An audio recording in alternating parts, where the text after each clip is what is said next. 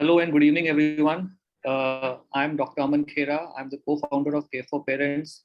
First of all, I would like to apologize. We have been a little late today, about 5 minutes, but there were some reasons for that. So today we are going to discuss about a very interesting, a very common, and a very important topic, and that is knee joint pains in the elderly.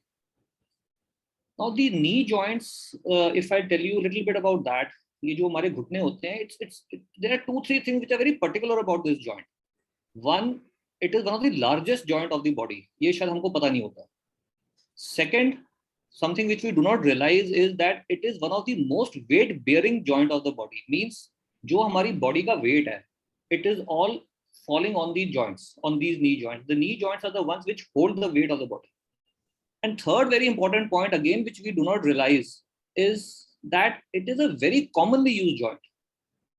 जब छोटे बच्चे होते हैं, बड़े होते हैं, college में जाते हैं, स्पोर्ट्स खेलते हैं, do we realize that we walk around 10,000, 15,000, 20,000 steps a day? Gradually, जैसे उम्र बढ़ती है, हमारे steps कम हो जाते हैं, the steps reduce, but we are averagely walking around 4 to 5,000 steps a day. Joint which is being used 4 to 5,000 times a day, which we do not realize how important the joint is. Hota kya hai? We use it, we abuse it, and eventually the joints, obviously any machine which is used so much will undergo wear and tear. So what happens is that eventually the joints start paining, and that's when we come to know कि अब कुछ यहाँ पे problem है, something is happening. Now pain in knee joints is not a very uncommon thing. It's a very common thing.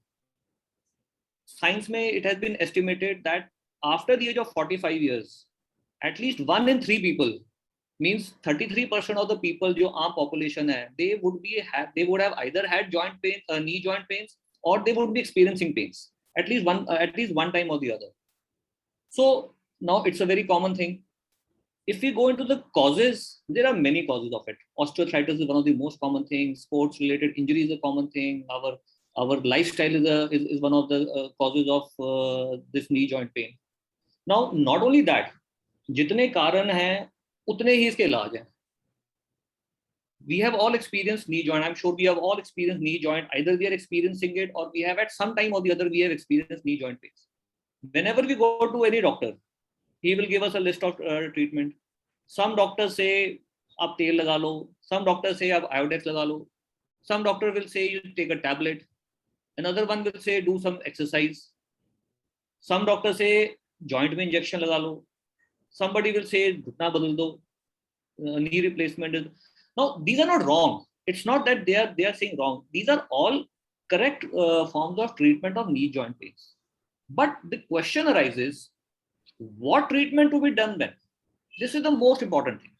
कि क्या मेरे joints को जो दर्द हो रहा है, क्या वो घुटना बदलने वाली joint pain है, या is it just an exercise can do it, or can an injection take care of it? There are many treatment options, but the most common question which everybody faces and which everybody feels that what answer they're looking for is, what should we do at my stage of knee joint pain? So there are a lot of other myths and questions which come in our mind. So today what we had decided was to answer all these questions. We had invited a very senior orthopedic surgeon, Dr. Manu Bora, from who's a senior orthopedic surgeon and a sports injury specialist in Artemis Hospital in Gurgaon. Unfortunately, just 15 minutes back, I got a call from him that he had to go for an emergency surgery, a life-saving surgery, because there was a person who had an accident or something, and he had to undergo for surgery and requested that he would join maybe 25 minutes late. However, Dr. Hirdesh, who's a physiotherapist working with him, has joined us, and I would request Dr. Hirdesh to tell us something about the reasons of knee joint pain and some exercises, what can be done so that we can maintain the joint pains healthy. See, it's not important to treat, it's important to prevent also. We have to understand that what can we do so that the joint pains, अगर हमको होनी है वो knee joint, specifically knee joint में होनी है, तो वो यहाँ delay हो जाए या ना हो. How to strengthen the knee joint. So I request Dr. Hirdesh to kindly throw some light on that. Dr. Hirdesh, welcome. I'm sorry, आपको बड़े short notice पे बुलाना पड़ा, and as well as Dr. Manu Bora has not joined us so far. He'll join very soon. So Dr. Hridesh, welcome, and please take over now and kindly give us some information, give information to our elderly people about the exercises of knee joint till Dr. Bora comes. Hi, I'm Dr. Hridesh, physical therapist. First, जो भी sir ने बताया है वो बिल्कुल सही है. But we'll talk about के elderly knee pain. Most of the reason elder में knee pain का क्या होता है? This osteoarthritis is because of degeneration. जो हमारे cartilage का degeneration start हो जाता है एज के अकॉर्डिंग. जैसे जैसे एज बढ़ती जाती है इसका डिजेनरेशन स्टार्ट होता जाता है. इससे कि क्या होता है, अगर आपकी मसल्स वीक है नी की तो सारा प्रेशर हमारे कार्टिलेज नी जॉइंट पे आता है. जो मसल वीक है तो सारा लोड हमारा जॉइंट पे आता है और हमारे कार्टिलेज डैमेज होने लग जाते हैं. तो बेसिकली हमें इसी को प्रिवेंट करना है ताकि जो हमारा स्ट्रक्चर है, बोनी स्ट्रक्चर है, कार्टिलेज है, उस पर ज्यादा लोड ना जाए. तो उसके सराउंडिंग जितनी भी मसल्स हैं नी के सराउंड हमें उसको स्ट्रॉन्ग करना होता है. सपोज इसकी एक कवरिंग है मसल की जो इसको प्रोटेक्ट करके रखती है और जिसका जो लोड है वो कम करती है. तो अगर हम मसल्स को स्ट्रॉन्ग रखेंगे तो हमारे अंदर जो नी है, नी पे लोड कम जाएगा तो उसमें पेन के चांसेस भी कम रहते हैं. तो इसके लिए कुछ मेंटेन रखने के लिए बताऊंगा. फर्स्ट ऑफ ऑल हम असिस्ट करते हैं अगर कोई पेशेंट नी जॉइंट से आता है एल्डरली आफ्टर 50 ईयर और 60 ईयर के कौन सी स्टेज का पेन है. फर्स्ट हम उनका एक्सरे देखेंगे कौन से ग्रेड का अर्थराइटिस है. फर्स्ट ग्रेड है, सेकंड ग्रेड है, थर्ड ग्रेड है या फोर्थ ग्रेड है. उसके अकॉर्डिंग हम एक्सरसाइजेस प्रिस्क्राइब करते हैं. सपोज अगर आपको फोर्थ ग्रेड है, बहुत ज्यादा आपका नी स्पेस कम हो गया है तो आपके सर्जन आपको नी रिप्लेसमेंट का ही प्रिस्क्राइब करते हैं. उसमें हम काफी कुछ नहीं कर सकते एक्सरसाइजेस से. बट जो हमारा ग्रेड 3, ग्रेड 2 या ग्रेड 1 है उसमें काफी हद तक हम पेशेंट का पेन कम कर सकते हैं by the help of physical therapy.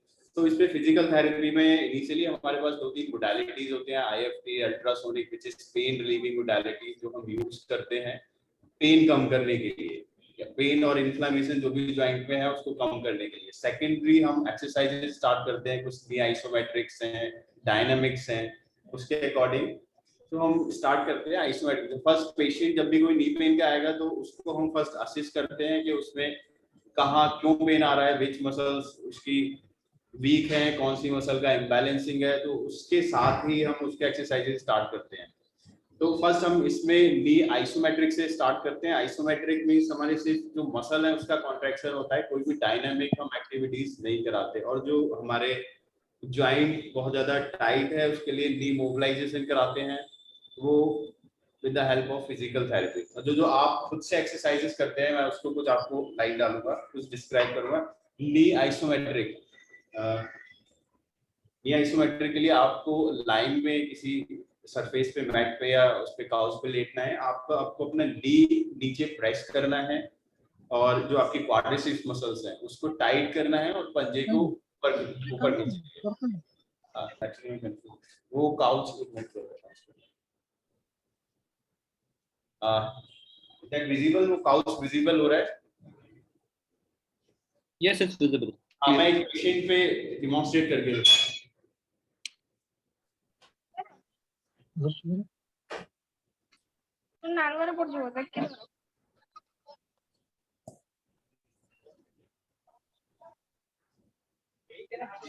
ये पेशेंट का राइट लेग में राइट नी पेन है. Is it visible? ये दिख रहा है सभी को? Yes, we can see. Okay.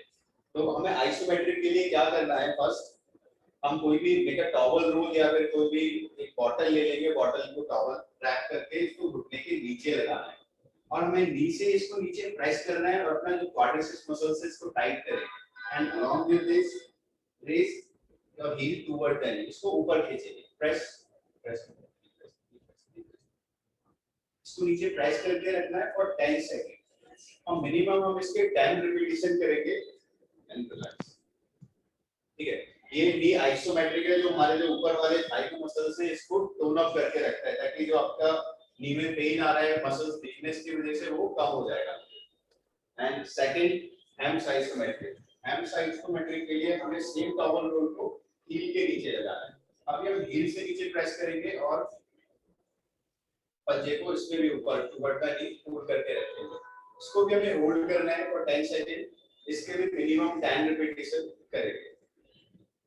इसमें घुटना सीधा रखते हैं या इसमें भी? पे इसमें अगर हम यहाँ से प्रेस कर रहे हैं नीचे नी प्रेस होगा, जब हम हील से प्रेस करेंगे तो नी अपने स्ट्रेट, नी पे बहुत ज्यादा प्रेशर नहीं जाएगा, प्रेशर हमारा हील से जनरेट होगा यहाँ से। और मोस्ट इम्पोर्टेंटली जब आप यहाँ से प्रेस करेंगे तो आपका ये मसल टाइट होगा क्वाड्रिसेप, और जब आप हील से प्रेस करेंगे तो आपका हैमस्ट्रिंग मसल टाइट होगा, बैक ऑफ द थाई। अगर आपके stress back of the thigh आ रहा है ये कुछ करने का, then you will right press press. And third exercise जो आपके पटेला को दोनों करता है, इसको raise your leg just 20 and hold this and lift your patella. आप इसको मसल को आपको टाइट करना है। आप you can hold this also for 10 second. ये जो एक्सरसाइज हम करते हैं तो ये कितने टाइम के लिए होल्ड करते हैं और कितने रेपिटेशन होने चाहिए? 10 सेकंड कोई भी एक्सरसाइज करना है हमें 10 सेकंड होल्ड करना ही करना है minimum. 10 second hold and 10 repetition, ये मिनिमम नंबर्स हैं। इससे ज्यादा अगर आपका स्ट्रेंथ आपको अलाउ कर रहा है so you can go further. 15 second 20 second आप होल्ड कर सकते हैं। ठीक है, ये दो मेन एक्सरसाइजेज हैं आपकी जो आप कर सकते हैं। और इसके अलावा अगर आपके वीएमओ वीक है, दैट्स मोस्ट इंपॉर्टेंट मसल, जो हमारे थाई के अंदर वाली मसल होती है, हमारे जो नी कैप है पटेला को लिफ्ट करके रखती है ड्यूरिंग वॉकिंग। अगर ये कमजोर हो तो हमारे इससे भी नी पेन बहुत ज्यादा आते हैं। तो इसके लिए मैं कुछ और एक्सरसाइजेज हैं जो बताऊंगा। ठीक है,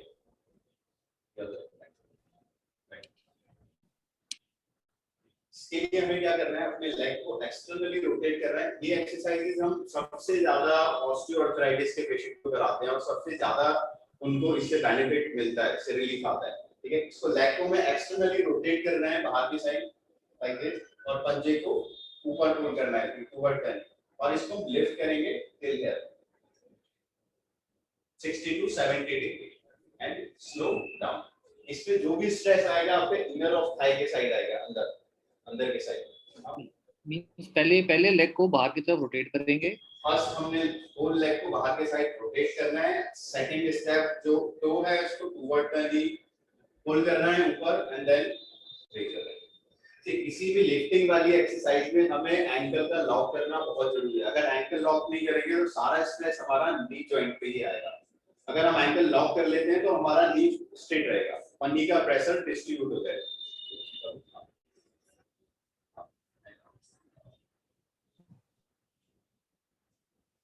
इसका भी मिनिमम नंबर 10-10 का 3 सेट है। 10-10 के 3 सेट करना है। इसका next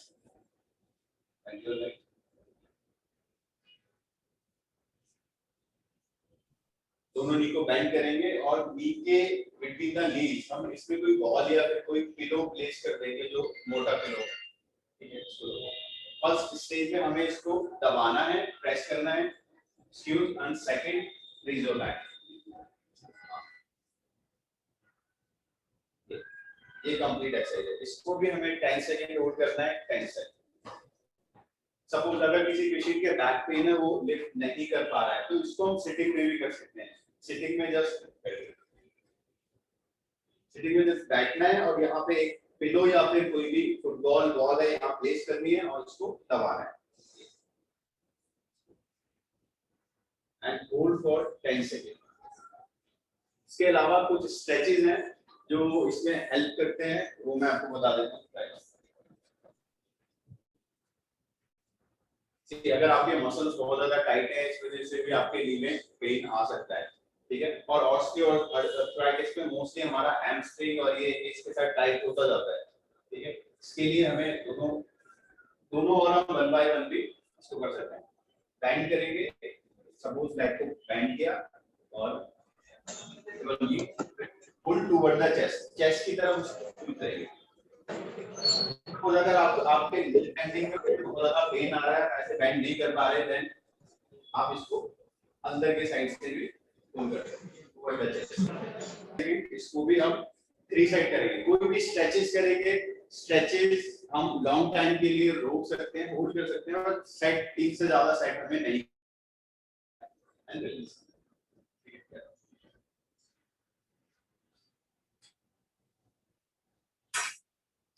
and these are basic exercises जो आप अगर रेगुलर बेसिस पे करते हैं तो आपको नी पेन में काफी रिलीफ मिलेगा।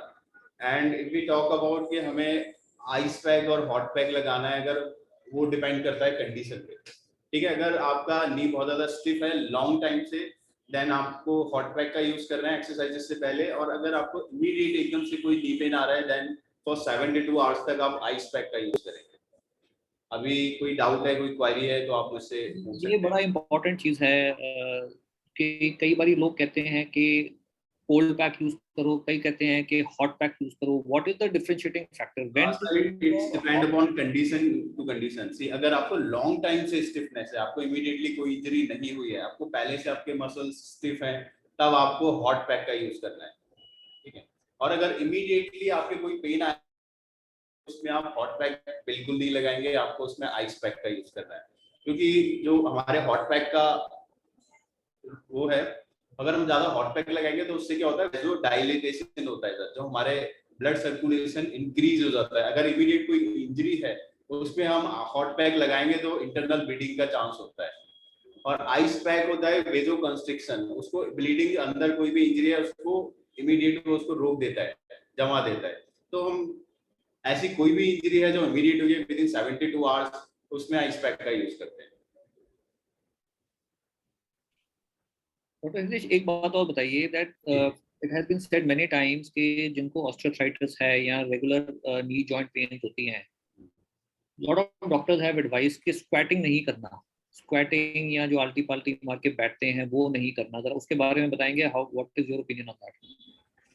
तो देखिए, अगर ये नी जॉइंट है सपोज, इसको हम बियॉन्ड 90 डिग्री नीचे लेके जाएंगे तो होता क्या है, हमारे नी आपस में फ्रिक्शन होता है, हमें वही अवॉइड करना है। अगर हम क्रॉस लेग सिटिंग से उठेंगे तभी भी हमारे नी पे स्ट्रेस आएगा, और अगर हम ज्यादा स्क्वाट करते हैं उसमें भी स्ट्रेस आएगा। तो इसलिए हम क्रॉस लेग सिटिंग और ये अवॉइड ही करते हैं। So that means according to you, squatting या cross leg You can do squatting but not beyond 90 degree. not beyond 90 degrees. This is a very important point. What we have said is that 90 degrees से ज़्यादा नहीं। There is a squat की भी sir positioning होती है, अगर आप उसको करेक्ट पोजीशन में कर रहे हैं तो आपको नी पेन नहीं आएगा। सपोज अगर आप स्क्वाट कर रहे हैं, स्क्वाट में अगर आपके जो नी है टो लाइन से आगे जाते हैं, देन सारा प्रेशर आपके नीज पे आ जाता है।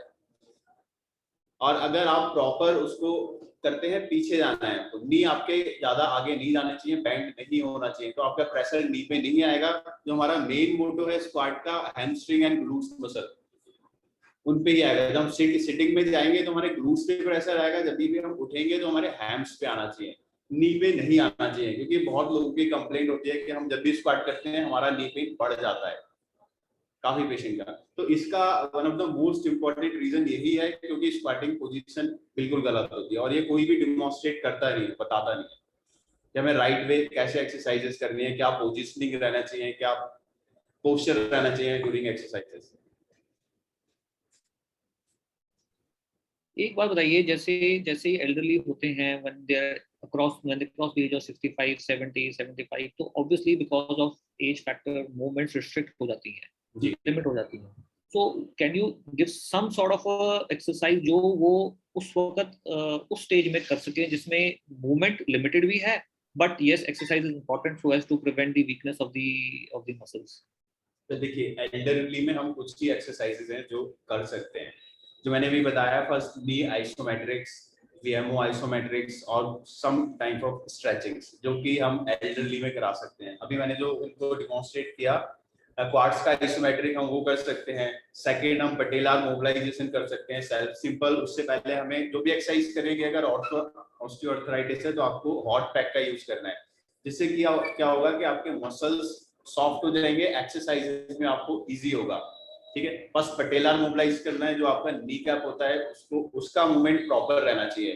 क्योंकि ऑस्टियोआर्थराइटिस में क्या होता है, अगर आप पेन की वजह से मोबिलिटी कम हो जाती है नी की, और आपके सारे जॉइंट्स रिस्ट्रिक्ट हो जाते हैं, तो सबसे पहले हमें फर्स्ट इस चीज का ध्यान रखना है कि हमारे पटेलार मोबिलाइजेशन पटेला का जो मूवमेंट है, जो नी कैप का मूवमेंट है, वो प्रॉपर रहना चाहिए। उसके बाद हम बेसिक स्ट्रेचिंग से स्टार्ट करते हैं, जो आप इजीली कर सकते हैं खुद से। जैसे लाइन में, सुपाइन लाइन में सीधा लेट के आपको अपने नी को टुवर्ड द चेस्ट अपनी तरफ खींचना है, उसको होल्ड करना है 10 सेकेंड एंड रिलीज करना है। इससे क्या होगा, आपकी मोबिलिटी परफेक्ट रहेगी, क्योंकि मोबिलिटी जाम इसीलिए होती है क्योंकि आपके ज्वाइंट का फंक्शन और जो मसल आपकी सारी टाइट होती जाती है। तो अगर आप मसल का लेंथ प्रॉपर रखेंगे और ज्वाइंट को प्रॉपर स्ट्रेंथ मसल्स को देंगे तो आपका ज्वाइंट परफेक्ट रहेगा। जी sir. Some people say that, some doctors say actually that when you are doing exercise, there is pain, then you should not do exercise. What is your opinion on that? हाँ sir, अगर आपको pen है, अगर किसी patient को pen है during exercises, तो pen में हम कभी भी एक्सरसाइजेस एडवाइस नहीं करते। First do pain management by the help of machines, जो कि फिजियो में मशीन्स होते हैं, अल्ट्रासोनिक, IFT, टेंस, ये करेंगे। उसके बाद हम एक्सरसाइजेस करेंगे। पेन में हमें कोई भी एक्सरसाइजेस नहीं करना है, इट विल एग्रीवेट। अगर आप पेन में ऑलरेडी आपके ज्वाइंट पे स्ट्रेस है, इन्फ्लेमेशन है, कोई भी लोड डालेंगे तो वो बढ़ जाएगा। So this is very important actually, because लोगों को दर्द होता है और वो फिर still they are doing exercise, चाहे whatever type of exercise. So which is a very important thing, that if you are having pain, you should not exercise. Yes, And not exercise. Not do therapy for the pain, do treatment for the pain, and then come down to exercise. And come for that. That's a very important point, and I hope everybody has listened to that and thought about that. क्योंकि pen में कभी भी हम exercises advice नहीं करते। Even जो patient हमारे पास pen में आते हैं, फर्स्ट हम उनका पेन मैनेजमेंट करते हैं, then will start exercise after 3rd to 4th day. उसके बाद अभी मेरे को मैसेज आया डॉक्टर बोरा का, he got free from his surgery, तो he should be joining any minute. एक चीज और मैं पूछना चाहूंगा कि योगा के बारे में आप क्या कहते हैं? अगर लोग जैसे योगा करते हैं तो how effective is it for knee joint management? It's very effective. See, yoga is for flexibility. अगर आपके मसल्स फ्लेक्सिबल रहेंगे तो आपके ज्वाइंट का range of motion definitely free रहेगा, क्योंकि आपके मसल्स ही टाइट होते हैं, जिसकी वजह से आपका ज्वाइंट के रेंज ऑफ मोशन टाइट हो जाते हैं। तो yoga is very important, it's very helpful in any kind of joint pain. That's very good. Bora should be joining any minute. उनका फिर message hello hello doctor. Yes ma'am. Hello, मेरे 10 years हो गए हैं मेरे दोनों नी रिप्लेस हुए हुए। अब मुझे कौन सी एक्सरसाइज करनी चाहिए? Are you having any problem? कुछ प्रॉब्लम आ रही है आपको? नहीं, वैसे नी में कोई प्रॉब्लम नहीं आ रही है, पर मुझे sciatica पेन चल रही है आजकल। So you asking about for sciatica pain or for knee? For knee. For knee. Now you should start VMO exercises. VMO, knee VMO strengthening exercises. Okay. Thank you. क्योंकि VMO is a very important muscle जिसको सारे patient avoid करते हैं, कोई बताता भी नहीं है ना, जो कि जिसका बहुत ही इंपॉर्टेंट रोल है हमारे नी को, पटेला को ऊपर लिफ्ट करके रखने में, और जो नी पेन को काफी हद तक सप्रेस कर देता है अगर वो मसल्स आपकी स्ट्रांग है तो। It's a part of quadriceps muscle, जो आपके थाई की जो मसल्स होती है। तो आप वो आइसोमेट्रिक्स कीजिए, VMO एक्सरसाइजेस कीजिए। और how is your knee bending? It's perfect. Perfect. Knee bending is perfect. Thank you. Hello hello. Actually मेरा नी ना कभी कभी अटक जाता है, specially whenever I sleep after waking in the morning, तो लेफ्ट नी मेरा अटक जाता है, लॉक हो जाता है। ऐसा आपको फीलिंग होता है मैम, लॉक हुआ है या कंप्लीट लॉक हो जाता है? हाँ, लॉक हो जाता है। एनी काइंड ऑफ थोड़ी इंस्टेबिलिटी आपके नी में, कोई स्टेबिलिटी तो नहीं होती कि आपको लग रहा हो कि आपका नी जैसे घुटना आगे निकल रहा हो किसी? ना नहीं, मतलब for some time I can not walk properly. Specially morning में होता है जब सोने से उठती हूँ। मेरा नी में पेन वेन नहीं है। Only one point if I press थोड़ा ये होता है, अदरवाइज इट्स ऑलराइट। मैम देखिए, लॉकिंग के बहुत सारे रीजंस होते हैं जिसमें से नी लॉक होता है। अगर कंप्लीट लॉक हो रहा है तो आपके लिगामेंट इंजरी हो सकती है, या फिर some other cause. Without assessment उसको बताना exactly बहुत मुश्किल है. अगर सिंपल आपके कोई पेन है, मॉर्निंग पेन है, तो आपको टेंडनाइटिस की वजह से पेन हो सकता है, उसकी वजह से सिर्फ वो फीलिंग हो सकती है आपको कि अटक रहा है. नहीं, पेन नहीं है कोई. पेन नहीं है. मेरा वो लिगामेंट में मैं थोड़ी साल पहले दिखाया डॉक्टर को. he was telling that arthroscopy करना है. हाँ, तो मे बी मैम देखना है आपके किसी लिगामेंट में कुछ प्रॉब्लम हो, क्योंकि अगर उसके लिगामेंट लैक्सिटी की वजह से अगर हम नी स्ट्रेट करते हैं तो कभी-कभी वो लॉकिंग हो जाती है. इसके लिए हमें एमआरआई कराइए कंफर्म डायग्नोसिस के लिए. हाँ, एमआरआई कराया है. I would like to inform that Dr. Manu Bora has joined now. So my apologies to everybody. Dr. Manu Bora got stuck in some emergency, but now he's online. Dr. Manu Bora, welcome. We started off with an introduction of what knee joint pains are, and then Dr. Rajesh had given us a good demonstration of the exercises, and he has been answering some queries also. So my request to everybody is now Dr. Manu Bora is here. Dr. Manu, please let us know about the treatment options. क्या होती हैं for now? Since we're short of time, we will have a quick. Good evening everyone. Am I audible? आराम से मेरी आवाज आ रही है आप लोगों को? हाँ जी, आ रही है, आवाज तो आ रही है जी. जी, जैसे कि आप सब जानते हैं कि हमारी जैसे एज बढ़ती रहती है, नी जॉइंट पेन एक बहुत ही कॉमन सिम्टम्स लोगों के सामने आता है. वो हमारे नी के जो कार्टिलेज है उसके डीजनरेट होने से डेवलप होता है. जब ये इनिशियली नी जॉइंट डेवलप होने लगता है, या बहुत सारे लोग हैं जो 40s में, 50s में, 55 में और अभी भी नी एक्सरसाइजेस करेंगे तो वो बिल्कुल ठीक रहेंगे. रेगुलर एक्सरसाइजेस एक की एलिमेंट रहता है नी जॉइंट को हेल्दी बनाने का. जैसा कि डॉक्टर हितेश ने बताया कौन कौन सी एक्सरसाइजेस आप कर सकते हैं, अगर वो आप रेगुलरली कर रहे हैं तो आपका नी जॉइंट लगभग बहुत कम हो जाएगा, और जिनको नहीं उनको डेवलप भी नहीं होगा. पर उसके बाद भी बहुत सारे लोगों के एक्सरसाइज करने के बाद भी नी जॉइंट बना रहता है. तो आखिर ऐसा क्या है नी जॉइंट का जो वो खराब हो जाता है? तो जैसा आप सब लोग जानते हैं कि जो हमारी स्किन है, बोन है, कहीं भी चोट लगती है तो वहां ब्लीडिंग होती है. ब्लीडिंग के बाद क्लॉटिंग होती है. जब क्लॉट लगता है तो आपकी वापस चमड़ी उग जाती है. क्यों? क्योंकि हमारे ब्लड के अंदर एक प्लेटलेट्स नाम के सेल्स रहते हैं जो हमारे स्किन को रीजनरेट करते हैं. कहीं भी बॉडी में डैमेज होता है, हमारे प्लेटलेट्स वहां पे जाते हैं, क्लॉटिंग करते हैं, ग्रोथ फैक्टर्स रिलीज करते हैं और वो रीजनरेट करते हैं. अनफॉर्चुनेटली हमारे जॉइंट्स के अंदर ब्लड नहीं होता, उसमें होता है साइनोवियल फ्लो. तो जॉइंट में अगर एक बार डैमेज होने लग जाए, चाहे कार्टिलेज डैमेज है, चाहे लिगामेंट का डैमेज है, धीरे धीरे धीरे वो डैमेज बढ़ता रहता है पर हील नहीं होता है और जॉइंट पूरी तरह से धीरे धीरे खराब होता है.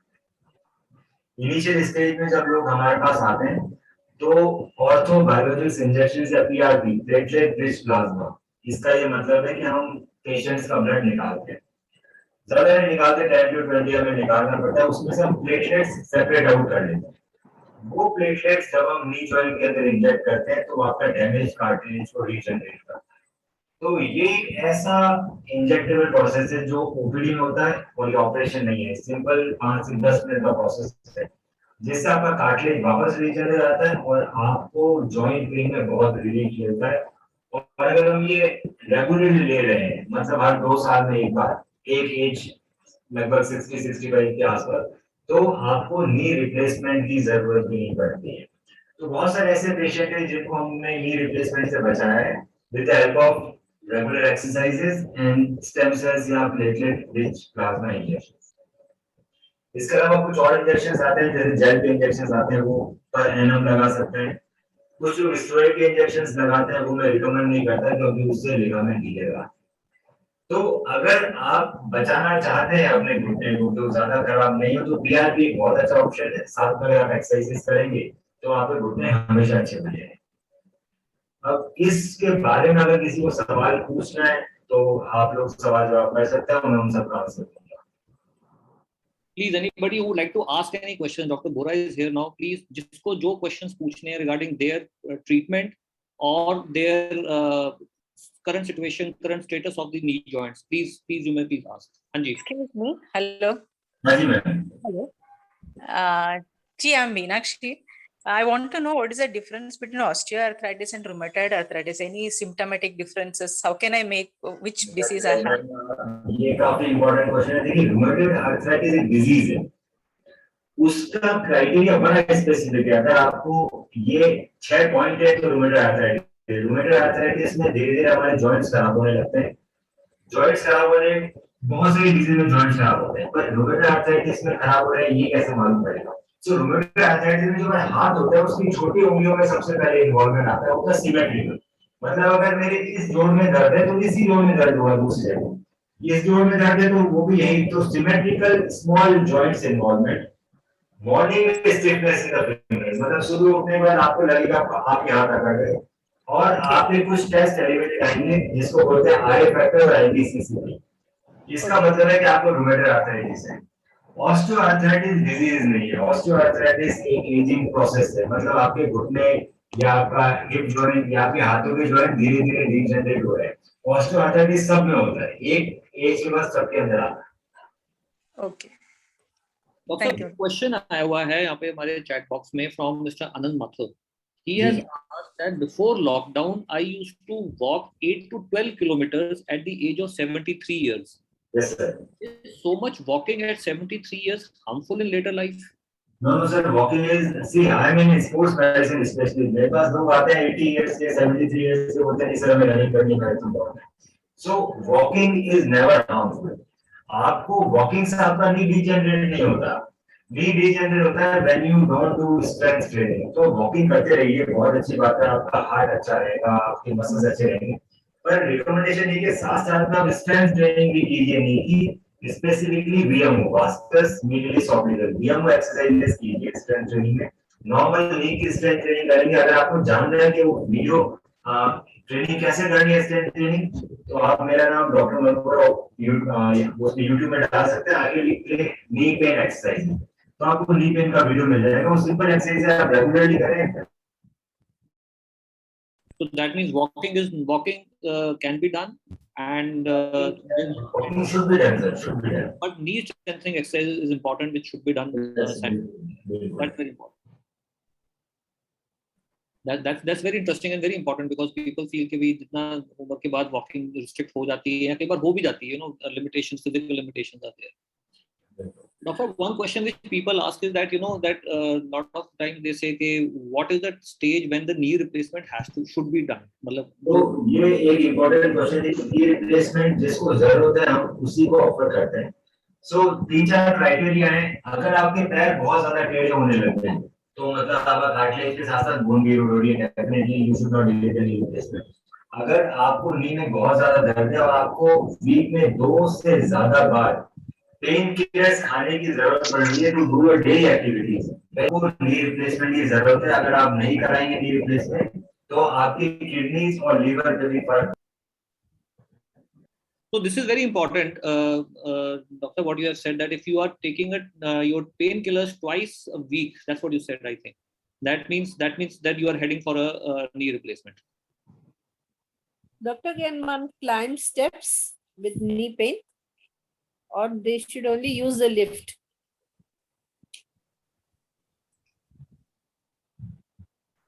Not all. बहुत लोग स्टेप्स क्लाइंबिंग कर पाते हैं, कुछ लोगों को लिफ्ट लेनी पड़ती है। अगर आपके पास लिफ्ट की अवेलेबिलिटी है तो आप लिफ्ट लीजिए बिल्कुल, पर अगर किसी में अवेलेबिलिटी नहीं है तो बड़ा सिंपल सा रीजन है, जरूर नहीं है कि दोनों घुटने में किसी के दर्द हो, किसी में एक में ज्यादा होता है एक में कम होता है।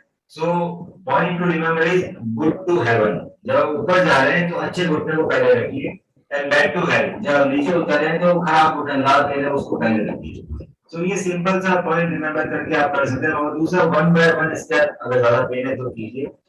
साथ में मैंने पहले बताया VMO एक्सरसाइज अगर आप रेगुलरली कर रहे हैं तो नी पेन सीढ़ी उतरते और चढ़ते हुए कम।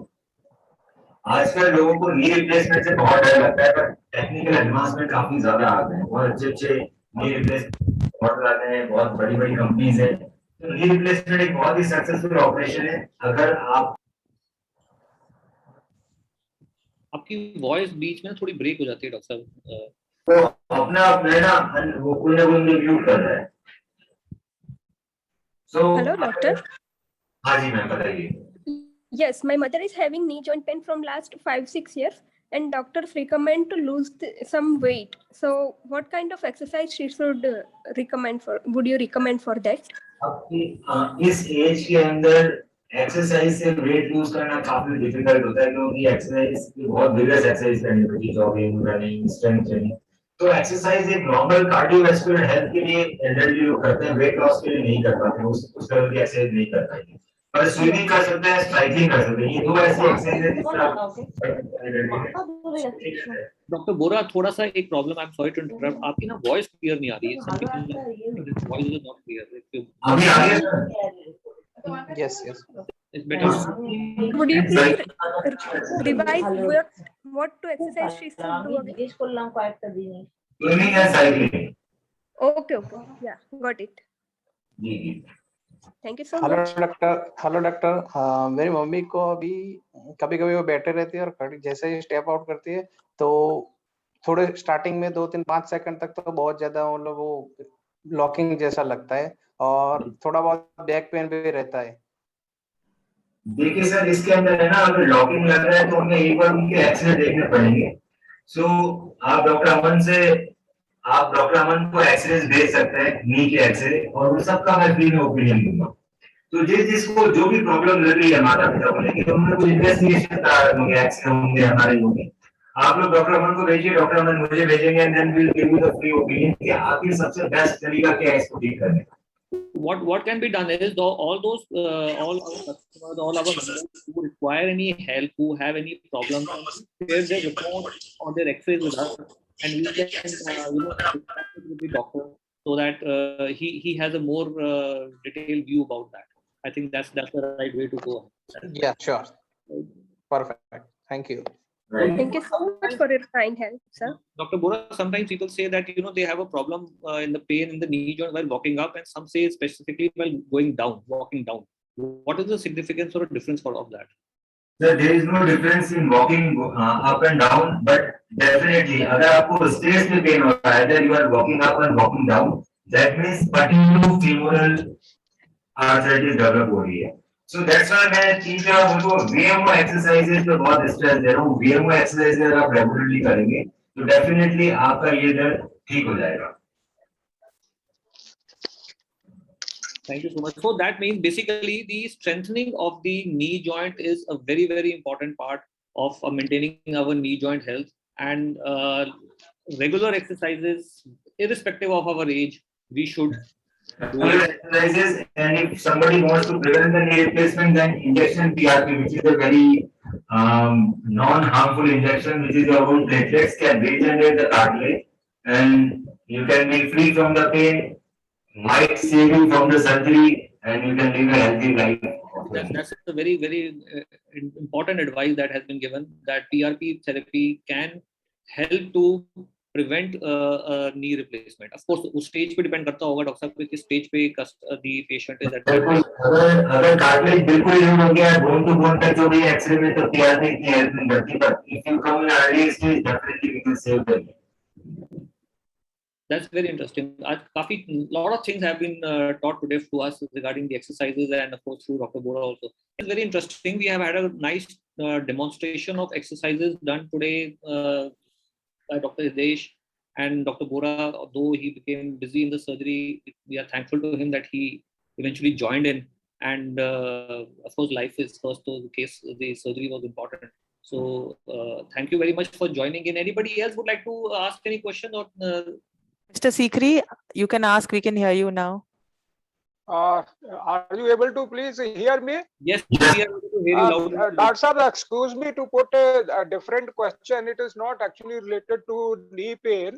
Actually, the problem is that my knees are okay, no problem. I am 75 plus.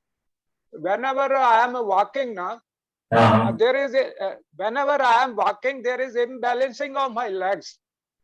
Is there any exercise which I can do and walk without any fear, without any obstruction? So what we can recommend that first we can start with the back and the leg exercises.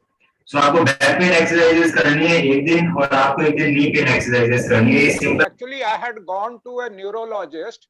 Then he told me some coordination exercises. Presuming that there may be some Parkinson's disease, that is why it is happening. But when I met the physiotherapist, He said, no, I don't have any Parkinson's problem, and these coordination exercises will not help. But he himself also did not tell me any exercise. I understand, sir. Let me speak. I will send exercises. Okay, I will send you the link of the exercises, and you can see it and do it by yourself. I will send to Dr. Aman, and he will send it to you. Okay, sir. Dr. Saab, thank you very much. Thank you. If you can send me. Oh. Because to search the exercises will be difficult, let me send it to you, the link. You can easily see the video and do the exercise. Anyone who wants any kind of exercises about the pain, they can send a message in the Dropbox and we will send them personally. Don't worry. Okay, sir. Thank you.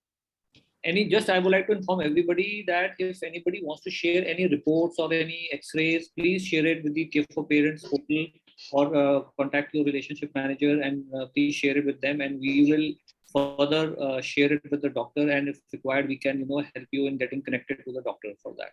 Hello. Yes, ma'am. Hello, sir. Yes, I can hear you. Tell me. Sir मेरी उम्र अभी 50 साल है और मुझे तल पैर से लेके घुटने तक बहुत ज्यादा पेन होता है, और जिसमें कभी नींद में ना नस भी लग जाती है पैर की। और अभी मैंने टेस्ट करवाया था, विटामिन डी और बी का मुझे बाउंड्री लेवल बताया है, और काफी पेन होता है मुझे, तो क्या करना चाहिए सर?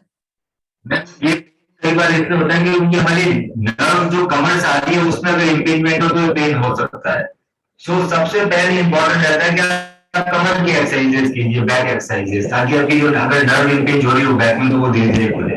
दूसरा, डॉक्टर्स आपको कुछ मेडिसिन देते हैं न्यूरो वाइटामिन, जिसमें गाबापेन एंटी आता है, मिथाइल कोबालामिन आता है। So you take the neuro vitamin and you regularly do the back exercises. हो सकता है आपका दर्द धीरे धीरे खत्म हो जाए। अगर उसके बाद भी नहीं हो रहा है, you to do MRI of the LS spine to see कोई कंप्रेशन तो ये ज्यादा। Okay, thank you sir. Hello, बोलिए, प्लीज बोलिए। सर वो कोन जो होते हैं पैर में जिसे टीक बोला जाता है, उसका भी बहुत दर्द है मेरे पैर में, जैसे दोनों पैर में हुआ है वो, तो चलते में वो चलते समय वो बीच में आता है, ऐसा कड़क टाइप हो गया है। आप एड़ी की बात कर रहे हैं, अपने किस चीज की बात कर रहे हैं? जी सर, आप अपने हील पेन की बात करें, एड़ी की बात करें? मैं समझ नहीं पाया कहाँ दर्द हो। तल पैर में नहीं, तल पैर में हुआ है कौन? तो वो है ना प्लांटर फेसाइटिस होता है ना, वो प्लांटर फेसाइटिस एक अलग तरह की बीमारी होती है, उसके लिए हील पेन एक्सरसाइजेस होती है। तो मैं उस एक्सरसाइजेस का लिंक चैट बॉक्स में डाल देता हूँ, आप वहां पे जाके एक्सरसाइज सेक्शन में सारी एक्सरसाइजेस देख सकते हैं। उसमें हील पेन है, नी पेन है, बैक पेन है, जो जहाँ की एक्सरसाइज है उसका लिंक आपको हम भेज देंगे। अगर वो रेगुलरली करेंगे तो काफी आराम मिल जाएगा। Okay, thank you. Hello doctor. Yes ma'am, tell me. हाँ, मुझे कैल्शियम और डी विटामिन का सारा टेस्ट करवाया था, सब में कुछ डिफिशियंसी तो कुछ दिखाई नहीं दिया था, क्योंकि कैल्शियम मैं ले रही थी ऑर्थोपेडिशियन से उनका प्रिस्क्रिप्शन के हिसाब से। पर मुझे सिम्टम्स होते रहे कि स्वेलिंग, मेरे फिंगर्स में स्वेलिंग आते रहे, जॉइंट्स में, और नी का थोड़ा सा पेन होता रहा। तो मैं गई थी डॉक्टर के पास, तो उन्होंने मुझे HCQS मेडिसिन एंड डिफ्लेकॉर्ट एक स्टेरॉइड है वो मुझे दिया है। तो 1 मंथ मैंने मेडिसिन लिया, उस बीच में मुझे आया था डेंगू फीवर, और बहुत कुछ मुझे तकलीफ हुआ, पेट का तकलीफ हुआ, तो मुझे वो स्टॉप करना पड़ा। अभी कितना अराउंड 20 डेज से मैं नहीं ले रही हूँ, पर अभी मेरा वो दर्द एग्रीवेट हो गया। अभी उसका सोल्यूशन क्या है, आप बता सकते हो? देखिए मैम, जो स्टेरॉइड आपको दिया गया वो मैं कभी देता नहीं हूँ पेशेंट्स को, because it's a very harmful thing. वो एक बार स्टेरॉइड किसी को भी दो तो उसको अच्छा लगता है, जैसे फील गुड फैक्टर, बॉडी ढंग से रेस्पॉन्ड करती है, but the moment you withdraw the steroid बहुत ज्यादा नुकसान होता है उनका। रेगुलर एक्सरसाइजेज एक ऐसी चीज है जो आपके पेन को कम कर सकती है और आपको एक हेल्दी लिविंग की तरफ लेके जा सकती है। आपके ऑलरेडी सारे टेस्ट हो रखे हैं, जैसा कि आपने बताया डॉक्टर के पास गए, अगर टेस्ट में कुछ पॉजिटिव नहीं है तो मतलब आपको कोई बीमारी नहीं है। You just need to be regular with the exercises. आप एक दिन बैक की एक्सरसाइज कीजिए, एक दिन आप लेग्स की कीजिए, आर्म्स की कीजिए, अलग अलग बॉडी की अलग अलग एक्सरसाइज स्ट्रेंथ ट्रेनिंग कीजिए, और आप एक विटामिन डी, विटामिन सी, और आपको लगेगा 2 महीने में ऐसा कुछ हो गया कि आपका दर्द खत्म हो गया। पर आप सोचो कि आप ऐसे ही करो और अपना दर्द खत्म हो जाए, कोई चमत्कारी दवा मिल जाए, तो वो इस इंडस्ट्री में पॉसिबल नहीं है। अगर आपको कोई बीमारी होती तो क्वेश्चनेबल डायग्नोसिस निकाल लेता डॉक्टर, बहुत सारे टेस्ट होते हैं, ऑब्वियसली आपके कराए जाएंगे। ओके, तो मत लीजिए, वो हार्मफुल है। So basically what you're अब saying वो is एक्सरसाइज it is में the वापस नहीं लूंगा। आपके हिप्स भी खराब हो जाते हैं। स्टेरॉइड से एक बीमारी होती है, एक वेस्कुलर हाइपोथेसिस, हिप के दोनों बॉल खराब हो जाते हैं, तो हिप रिप्लेसमेंट करवाना पड़ता है। पेशेंट को मालूम ऐसा हो गया और फिर हमारे पास आते हैं हिप रिप्लेसमेंट के लिए। तो ये चीज सबको अवॉइड करनी चाहिए। स्टेरॉइड जब तक की बहुत जरूरी नहीं हो, आपकी बीमारी प्रूव नहीं हो कि आपको बीमारी है, चाहे रुमटॉयड आर्थराइटिस है, कुछ और है, तब तक स्टेरॉइड नहीं लेनी चाहिए।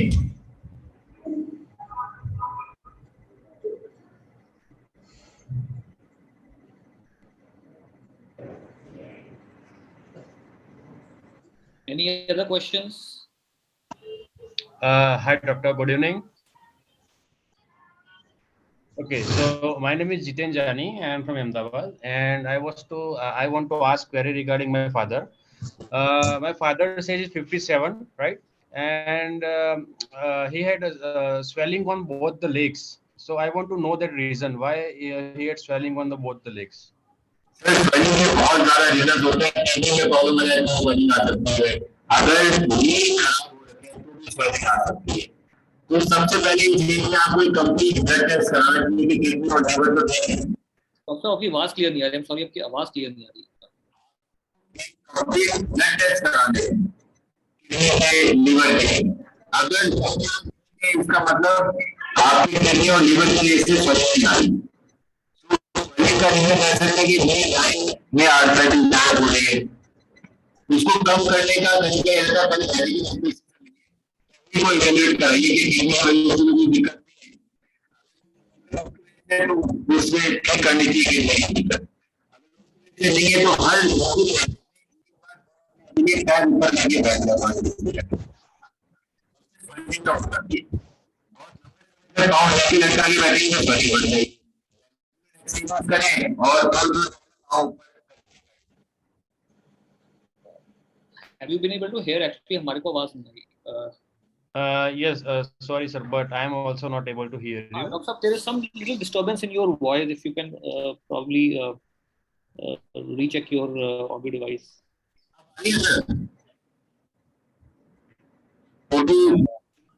It is not yet. Just a minute.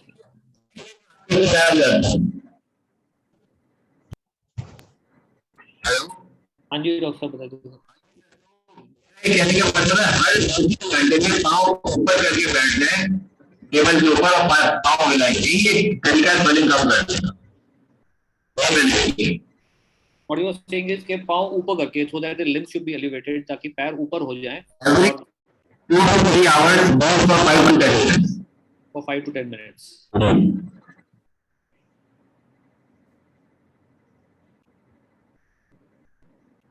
Anybody else would like to ask any question?